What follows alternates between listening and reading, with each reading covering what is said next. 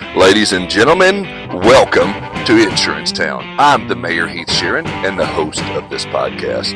Ladies and gentlemen, I am excited you're here today because I am releasing the town hall meeting that we had with Mr. Bradley Flowers, where we get into all things referral partners, and we got into talking about working with the right lenders and the right real estate agents. And it was such a great conversation, and I'm so glad that we had some of you guys joining us live on the day that we recorded this. And I'm going to release the video of this afterwards for those that missed it. I had several of you email that you missed it. So, ladies and gentlemen, that will be there too. This is sponsored by my good friends over at Smart Choice.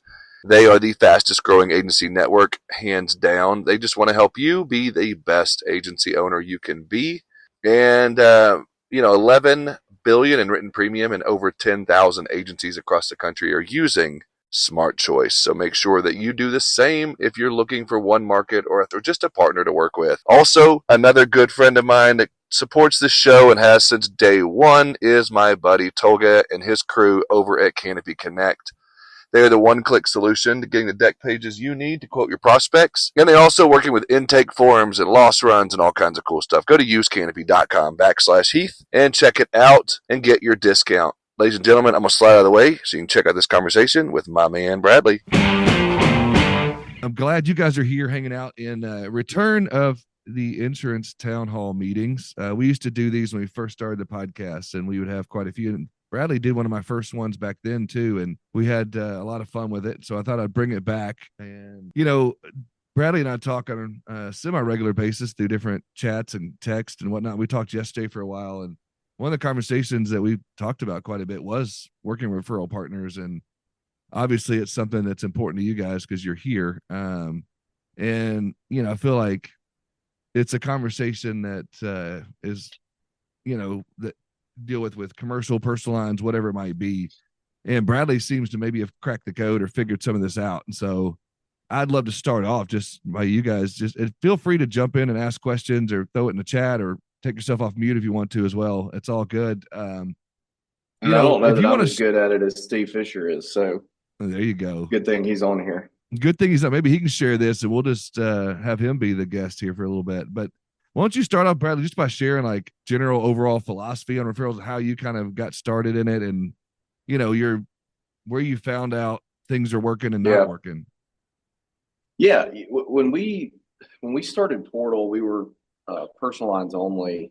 That's all I'd ever done, and now we're about 50-50 commercial personal. On the commercial side, we typically stay away from small commercial, so we're on the two opposite ends of the barbell that you could possibly imagine in our agency. But what I wanted to do, like the thing about like home closings, and my like referral partner process works.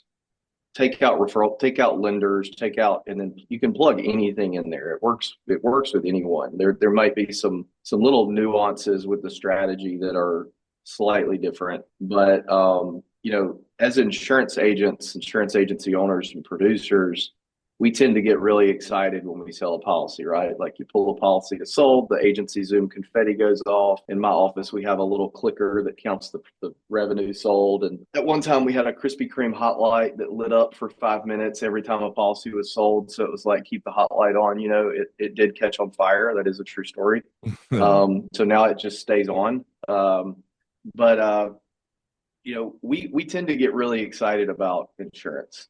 And we think that that's like the crescendo moment, right? When in reality, to the consumer, the insurance is just the thing that gets you to the thing, right? Like that's the gateway. That's usually like one of the last things they have to do before they buy the house or before they buy the business or before they get, a contractor gets the job or whatever. For me, like the home closing process was really like the physical embodiment of that. And so we decided when we started Portal to focus on lenders and realtors, and more specifically lenders. And so what I did is I set out to find 3 or 4 really good agencies that were phenomenal at generating referral relationships.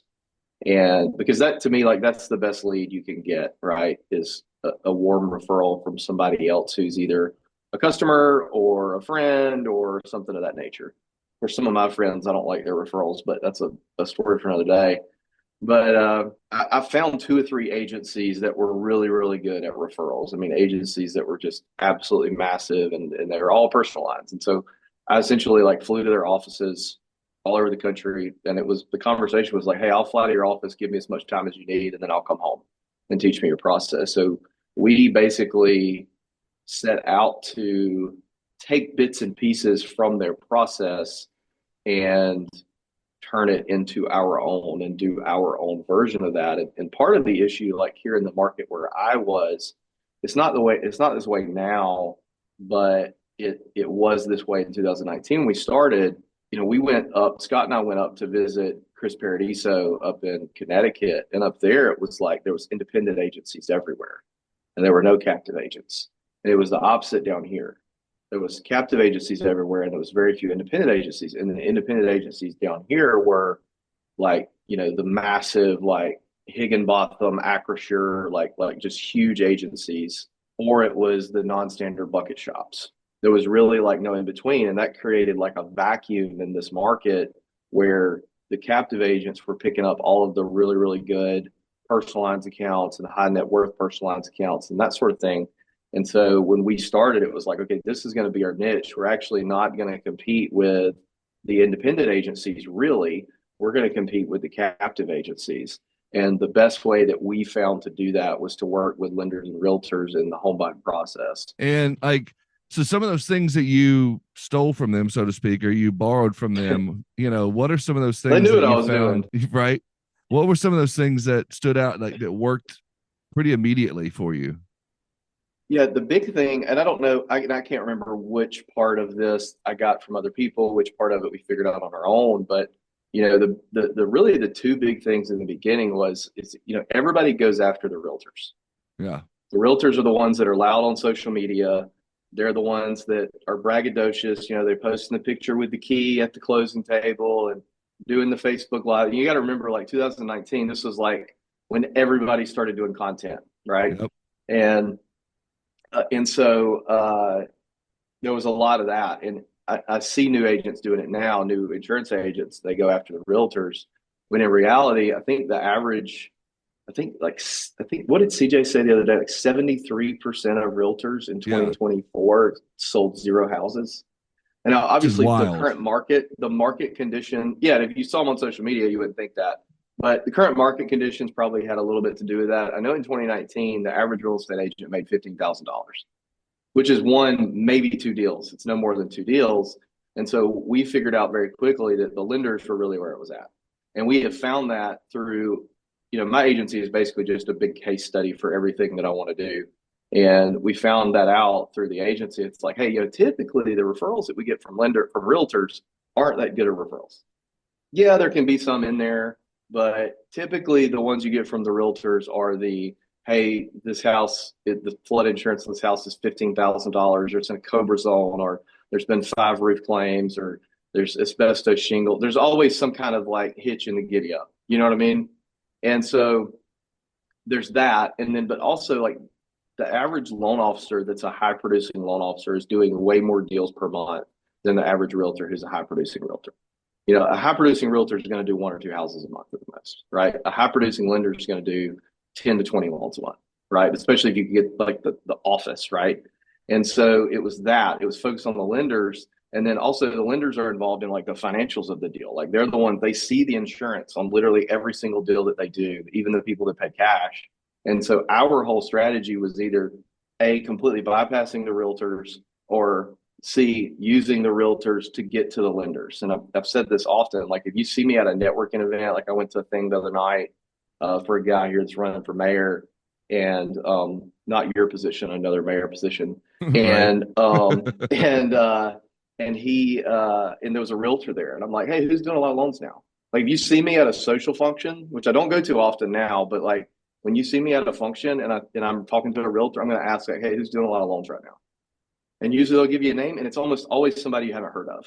So our strategy was to focus specifically on the lenders and focus on the lenders that were doing at that time at least 10 loans a month. And so like we built Portal the first year in business. We went from less than scratch in March of 2019 to profitable at the end of the year. And we did that off of 5 lenders. All we had was 5 really good lenders. Now, obviously, we had got some more business in between there, but the majority of that first year was 5 really good lenders that were sending us every single deal that they were doing. That's all you really need. Like if you really like hone in on this and you build a relationship and it's done with the context of I'm going to help you, you're going to help me, you only need a few. You don't have to go out there and pepper the market and work with 35 people. And the big thing for us is identifying who those people were, because not to be harsh, but if you're only going to send me one thing a month, I'm not going to waste my time on you. Well, and that was the other thing, back when I was calling on, realtors and lenders, a lot of times they may already have a relationship with somebody, existing they've been working with for a while or whatever. And, a lot of times I would, you mentioned this yesterday, but I would take the same approach of, hey, I know you already got somebody, but, I'd love just a shot, and I wondered from anybody on the call right now, not just you, but, if anybody else had, a way that they handled that or a way that they overcame some of that. But I just found, again, just asking just for a shot, sometimes that would help because I would get that shot. And then if I could perform on that really well, then I would earn that trust. But sometimes you only get that one shot though.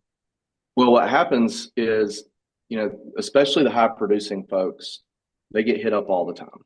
Yeah. And every agent goes in and they want to be the guy or they want to be the gal. And if you approach it from the angle of, hey, I know you already work with XYZ agency, even though they're a horrible agency and they don't need to be working with them, you compliment that they're great. In fact, I think you should keep working with them. Why don't I hold them honest? You know what I mean? Like put me in the rotation, and then you at least know that your people are getting taken care of there. And so by approaching it that way, it's a little bit of a different angle that they may or may not be expecting. And you're not asking for the whole cow. You know what I mean? You're just asking for a little piece.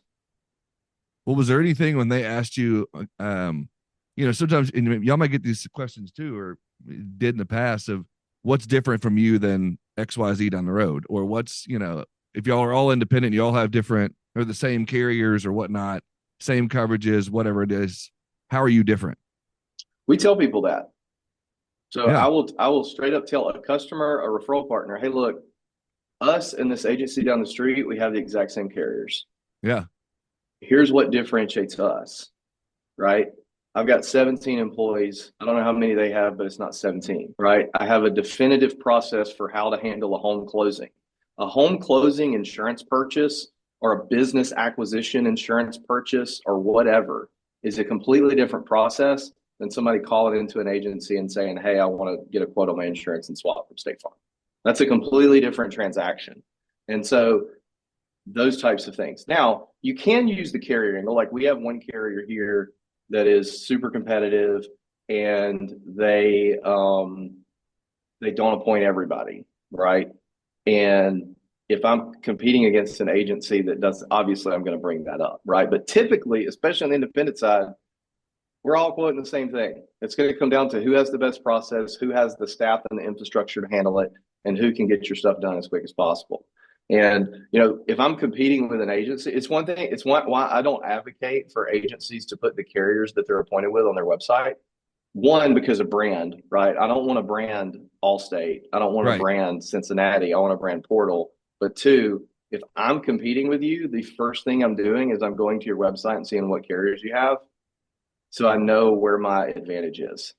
I'm like, okay, we're quoting this, habitational risk, or we're quoting this transportation company. They've got this carrier, this carrier, this carrier, or this house. They've got this carrier, this carrier. They're going to quote it with these 3. We have these 4. If we can get this one to be more competitive with, this is where we're going to go. You know what I mean?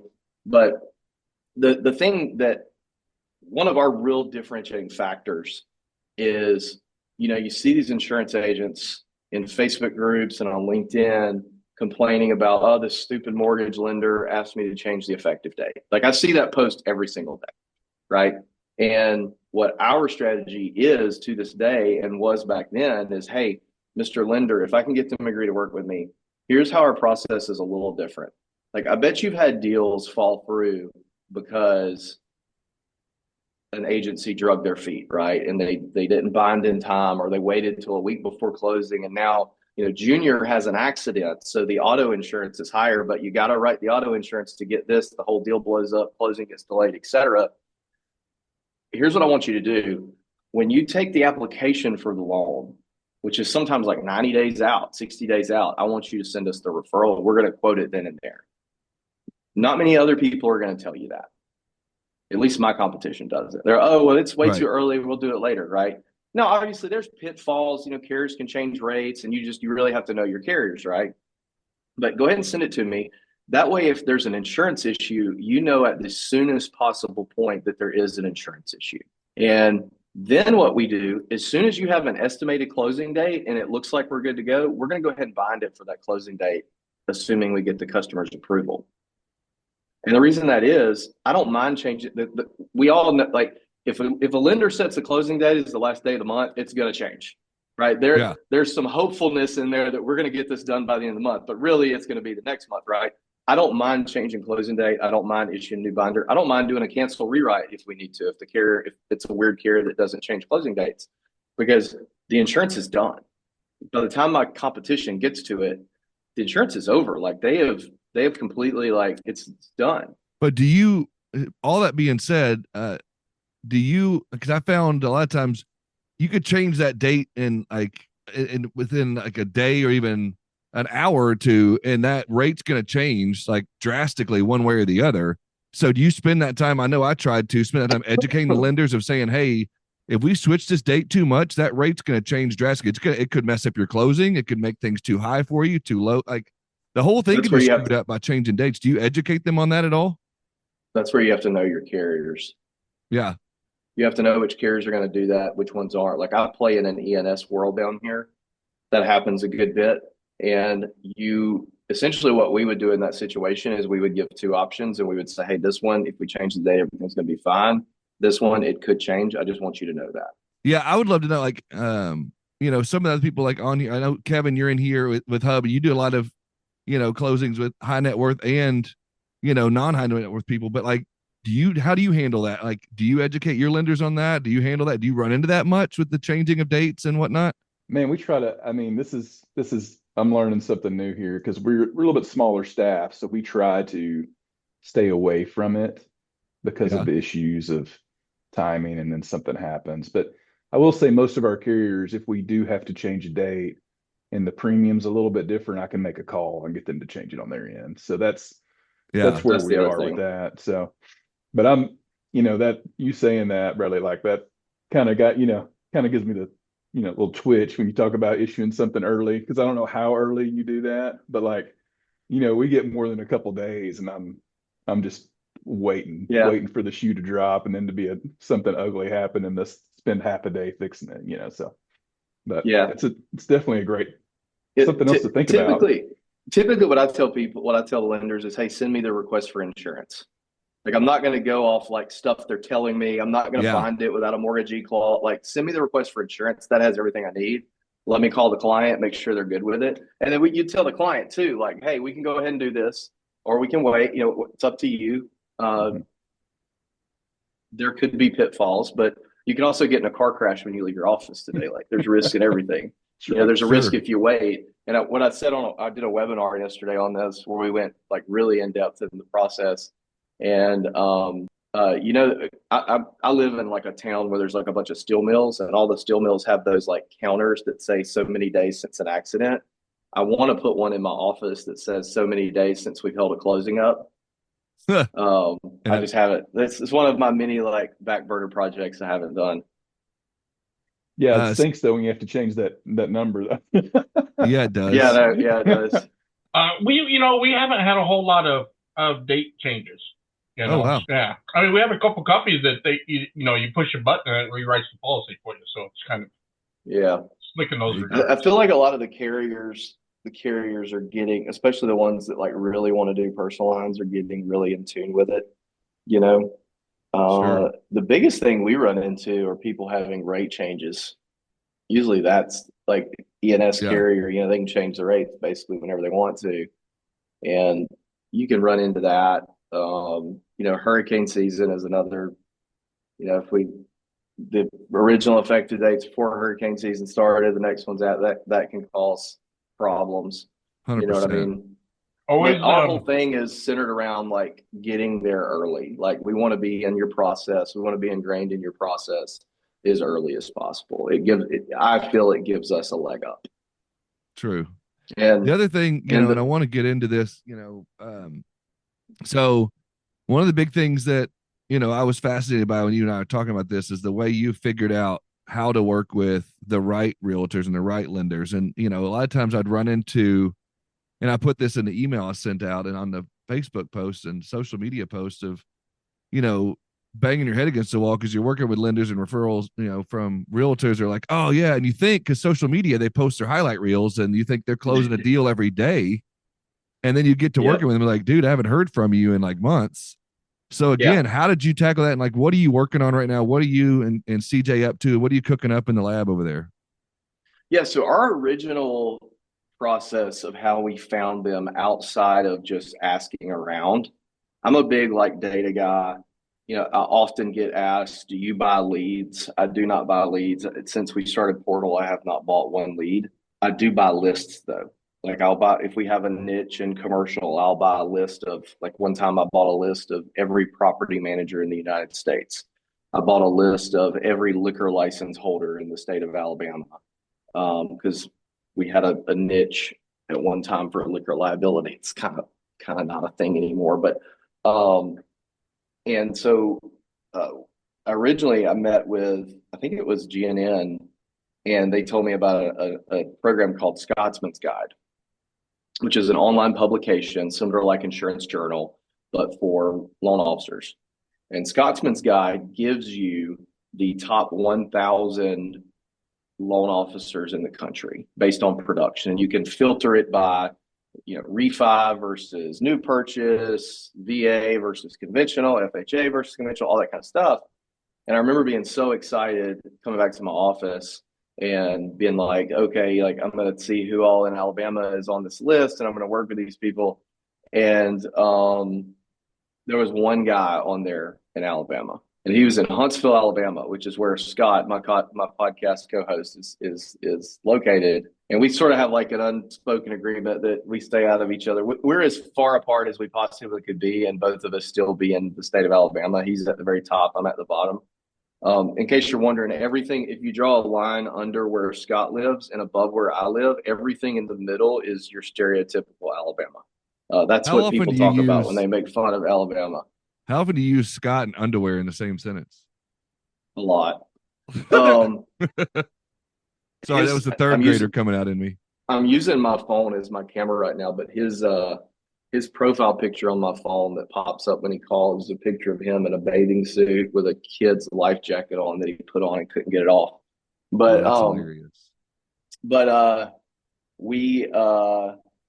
the one guy that was on there, I called Scott. I'm like, hey, do you know such and such? And he's like, yeah, I'm looking at his kid right now. He spent the night at my house last night with my son. And I'm like, you've got to be freaking kidding me. Like, there's one guy in Alabama on this list, and his son is best friends with your son. Like, that's about my luck, right? So I ended up finding a data aggregation company that was called the Warren Group. That they're essentially like a real estate data aggregation company. And you could call and get them to put together a list for you of lenders, realtors, property managers, et cetera. And it was outrageously expensive. Now, like I'm not one, like I'll spend money on anything that makes me money, right? And it was outrageously expensive. And so I would buy a list from there like once a year. It was like a couple thousand, like $2,500 for like one county in Alabama, right? And it was really expensive, but it would kind of give me an idea of who was doing some loans. And we went off that for a few years. And what kind of led us to Referral Radar, which is the company CJ and I started, is one of our commercial niches. 2 years ago, Portal purchased this.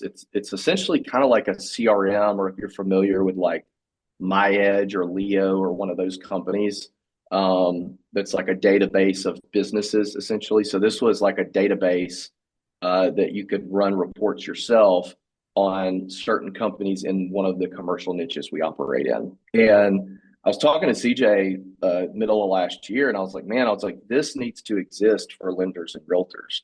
Like, there needs to be a platform that people can find the highest producing lenders, the highest producing realtors on, have their numbers, have their contact information, be able to link it to their CRM, et cetera. So he and I set out to create it basically after we struck out trying to find it. And like everything that I really do in the industry, I want to create it for my agency. And then I'm like, crap, other people could get use out of this too. So that's kind of where we are today. So like now, like our agency, we use Referral Radar to find lenders and realtors to prospect with, to prospect to try to pick them up as referral partners. There's a button there. You can link it to your agency Zoom or your HubSpot or your Insured Mind or pretty much any CRM or AMS. You can click a button and it shoots their info over there. You can track certain lenders and realtors. So you can there's a notification button. So every time that lender or realtor does a deal, it sends you notification, sends you the address, sends you the buyer's info, the closing date, type of loan it was, the LTV, all that stuff. So if you have somebody that like you're sort of working with or maybe not working with, and they do a deal that you would knock it out of the ballpark on, you can pick up the phone and call and be like, hey, I just saw you close this house. Like, we would have done really good on that deal. The next time you get one, send it to me, right? There's a million different ways to use it to reach out to them. My favorite feature, because I'm not the guy that's going to pick up the phone and cold call somebody. I'm pro cold calling. My producers cold call, but I'm not the guy that's just going to pick up and be like, hey, Heath, we don't know each other, but yada, yada, right? I always like that warm intro. My favorite feature on it is you can go to a lender's profile or a realtor's profile, and it'll show you all of the realtors that they have done deals with over the last 14 months. So if there's like a high producing lender in this area, I can click on their name. It shows me every deal they've done. It shows me who was the buyer's agent, who was the seller's agent.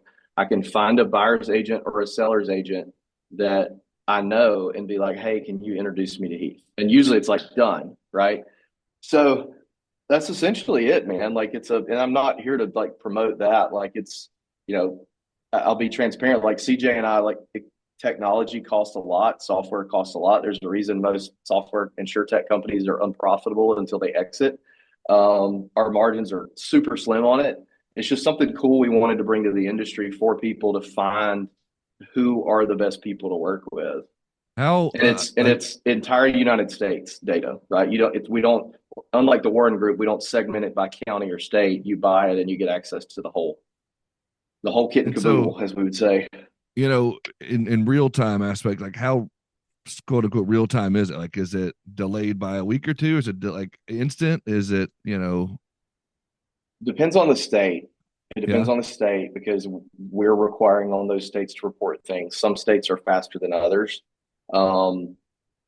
It's pretty instantaneously, like a couple days. Not to throw anybody on the bus, but some of you guys may know that like Goosehead has similar data inside their CRM. We have had Goosehead agents reach out to us wanting to sign up because theirs is so far delayed. We had one state, I'm not going to say it, that we were showing it to an agent in that state, and she was like, we had closing date, which is expiration date for their insurance, right? If you close on the 3rd of March, next year, your insurance is going to renew on the 3rd of March, almost guaranteed. And she was like, how did you get this data? Like, most people don't have this data because our state has like disclosure laws or something like that. I was like, well, I'm not going to tell you, but we have it. So it's pretty quick, to say the least. I think I know back when I was a producer, I would have loved to have seen that, to be able to know who was closing, who wasn't, what was going on real time, to be able to know who to call on. And, for me personally, I'd love to get those up and coming people that are, maybe not called on by everybody, but you're seeing, hey, Kevin's closed 4 or 5 deals recently. Maybe he's starting to catch a little steam. He's not working with anybody probably. I'm going to work with them. I don't have to necessarily go for the one they're closing every day, but maybe these up and coming guys, or if I heard of somebody in a BNI group or met somebody at a chamber thing, was like, hey, I'm new to this, I might start the relationship and just kind of keep an eye on them and see what they're doing. You know what I'm saying? Yeah. And what happens is it ebbs and flows too, because you'll have certain banks that get a hot product, hot rate, And you'll have somebody like come out of nowhere and they'll do 100 loans in a year and they've never done more than 20, and then it'll drop off. And obviously you want to catch them when they're on that upswing. Yep. I should have gave you permission now to share. You're there good. You go. But yeah, I just think that's a way that I would have loved to have seen, to be able to pick up some of those newer people.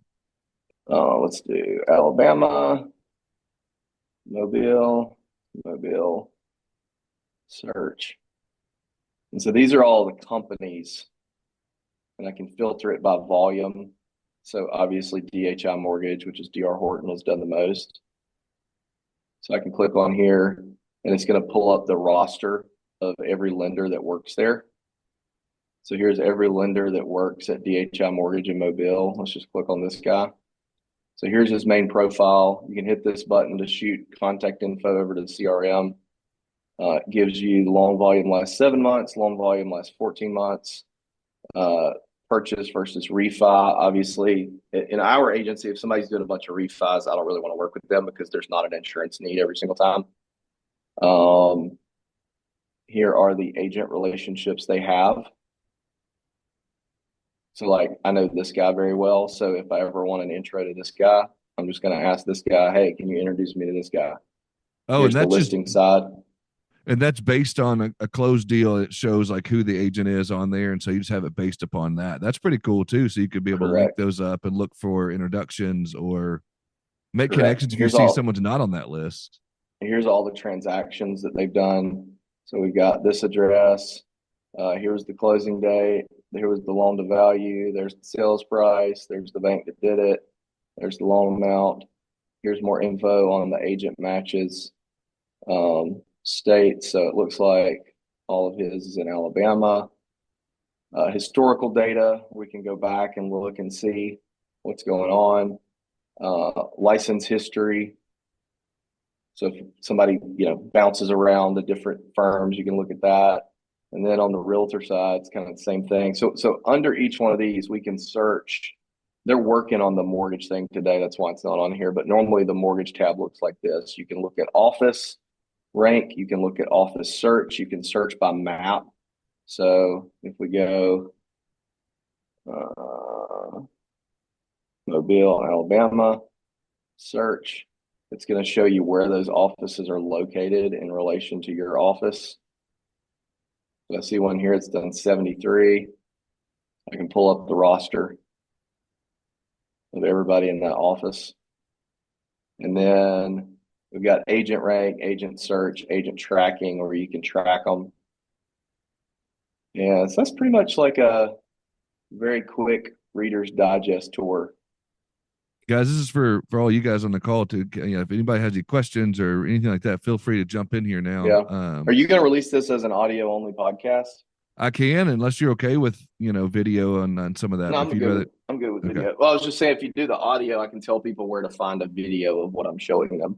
Yeah. I can release the video as well. But anybody have any questions on some of that, or if you want to pull something back up and spy on a realtor you're working with? Another thing I like to use it for is the people that I'm working with, holding them accountable, like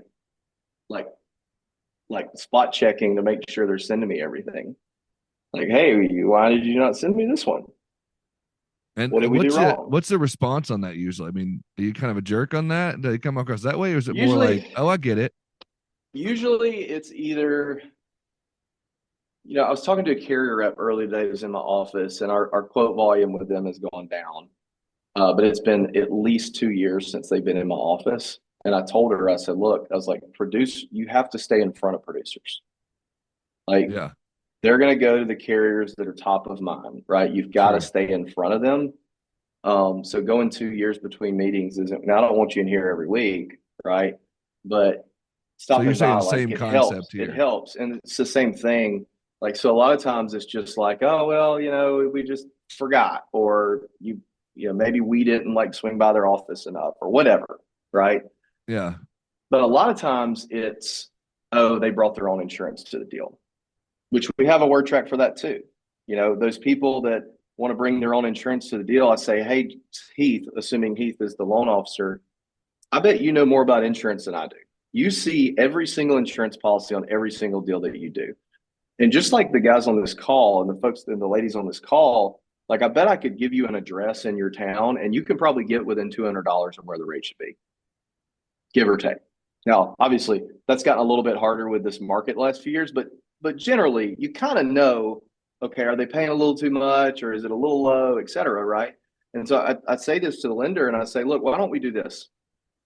Every single insurance quote that you get, whether we are involved in the deal or not, shoot it over to me and I'll tell you my opinion on it. And then if I think they're paying too much or there's a huge coverage gap in the policy down here where we are, 5% deductibles on wind are a thing. We don't typically write 5% deductibles unless the customer demands it. And in that case, we get them to sign a disclosure. But my competition doesn't do that. A lot of my competition quotes 5% deductible, $25,000 personal property, no replacement costs on personal property, no water backup, et cetera. Stripped down policy. I can point those holes out. You can then go back to your customer and say, hey, you're either paying too much for this or there's an issue with this policy. I need you to let my guy look at it. And now you're the hero, Mr. Lender. And usually that sounds pretty good to them because they want to be a resource for their clients. Do you guys think in your agencies you could use something like this? I mean, it'd be great. Wouldn't hurt. Okay. I mean, I don't mean, I'm trying not I'm seeing some head shakes, but it'd be great. It'd be great. And I'm not here to sell anything. I was like the last thing I was to sell anything to anybody, Can I ask a related question? Sure. Like once you're getting in here and like, because I'm 20 years in, right? I'm getting old, but like my history, realtors are awful referral partners. Just like you said, they're awful. Mortgage guys are good if you get the right ones, but how do you, once you find the guy, I know once you have some success, it's a lot easier, but as far as like when you kind of narrow down 5 or 6 or whatever, how do you court them? What's been successful for you? Like getting in front of them? Is it just regularity? Is it not cream filled donuts? I can tell you that. I love this question. Here's the thing, and I'm not telling you this, I'm telling the audience this because you know this. All they want you to do is get their crap to the closing table. They don't want donuts. They don't, 100%. We had a competitor, there was a competitor here locally that is no longer exists for a lot of reasons, but they would give supposedly a $25 kickback for every deal that they sold to the lender. Okay. We kicked their ass 6 ways to Sunday. I mean, we had like a 70% win rate and we were up against them a lot. Like the lender's making $1,500 on the deal. The realtor's making $4,500. Like they don't care about a $25 gift card. Right. You know what I mean? Mm-hmm. I don't bring donuts. Every now and then we'll do something like really cool. Like we might like send a massage therapist to their office to do desk massages. But typically it's just, communication every now and then, friending them on social media and engaging with their posts, and just staying in front of them and that like actual, like how you would do a friend, you know what I mean? Mm-hmm. Like I tell people like try to build a relationship, try to build a friendship, like the business will come. You know what I mean? If you have commission breadth, they're going to be able to tell. And, we had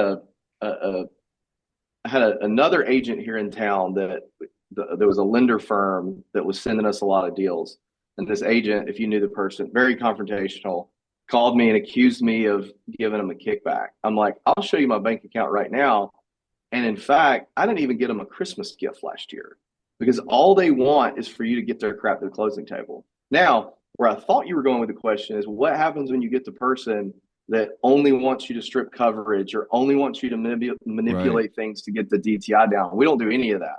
No, we don't do that either. Yeah. Do you just refer them down to Steve or somebody else? I send them to Scott's office. You call the herd. Right. You call them.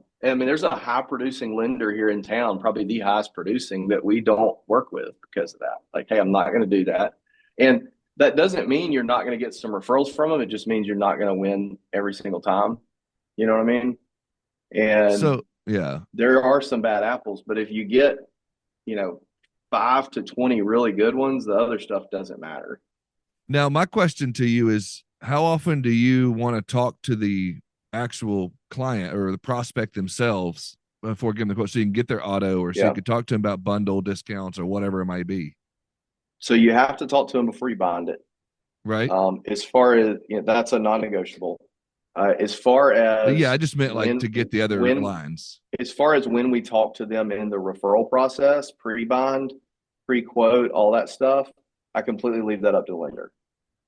When do you want me to talk to them? How do you want me to talk to them? Do you want to do an email intro? Do you want to just send me the stuff and I can tell you roughly how do you want to handle it, Mr. Lender?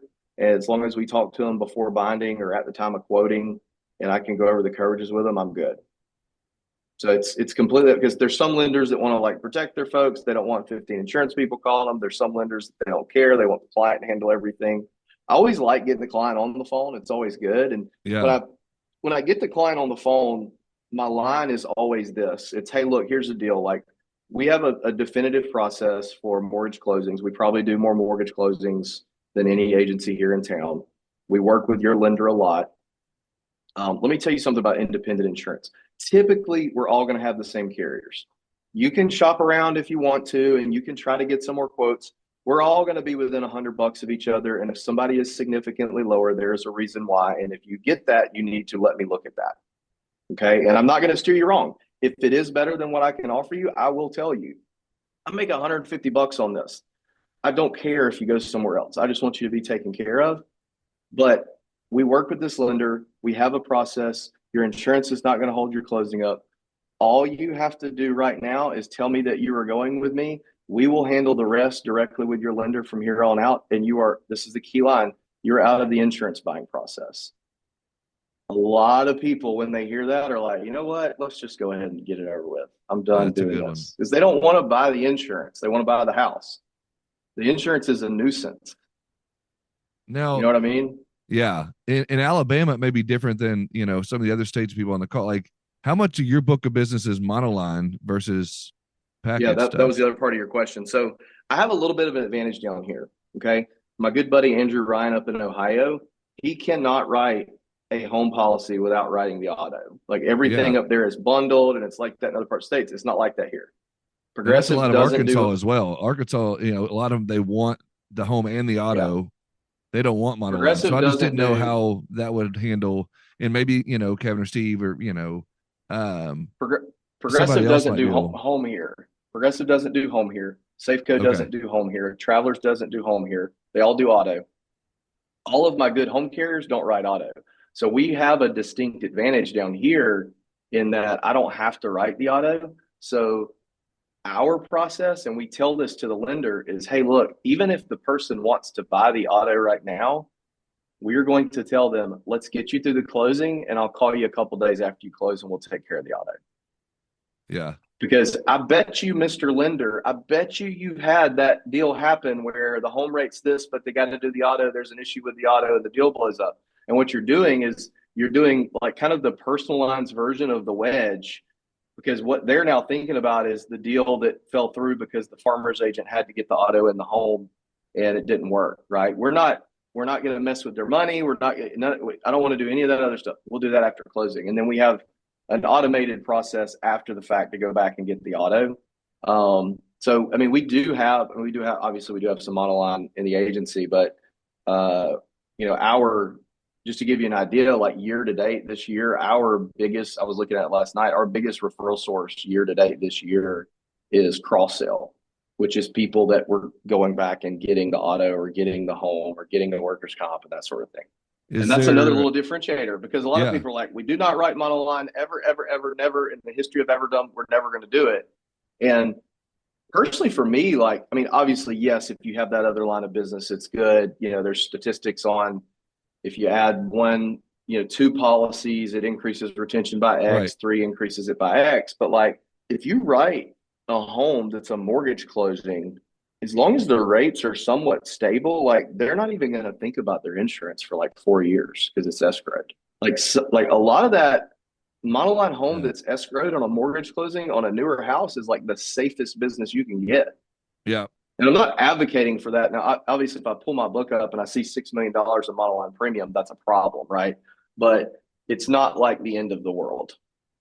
Okay, another question I have is, and it's for anybody in the room, but I'll direct it at you, Bradley, first. Is, if you had the relationship with the lender, is that relationship the the agency's relationship, or is that your relationship and like some of your other producers don't work with them, or is it kind of like you introduce the rest of your team?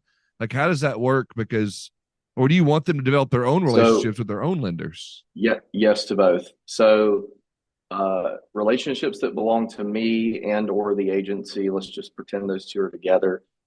Typically I will assign it to a producer that I may think might mesh well with that lender or that referral partner. You know, if there's a mortgage lending firm that's like girl power and we're going to wear pink, obviously I'm not going to be the one to talk to them. Like I'm going to find somebody in the office who I think's personality is going to mesh well with them. Right.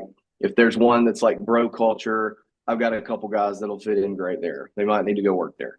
And then we also keep a master list it's on a Google sheet. It's in our agency intranet that it's essentially every referral partner we work with and who works with them. And that comes in handy for situations where somebody calls in and says, oh, Heath Sharon, mortgage lender, sent us over. Okay, who works with this person?